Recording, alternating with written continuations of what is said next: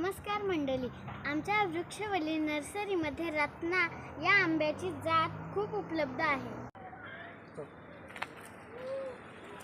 याला आंबा सुद्धा आलेला आहे.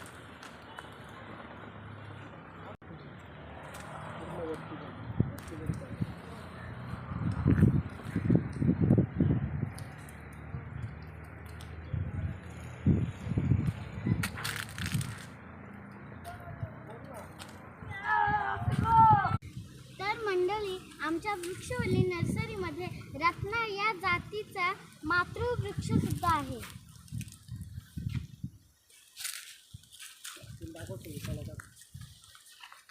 यांना खूप आंबे आलेले दिसतात.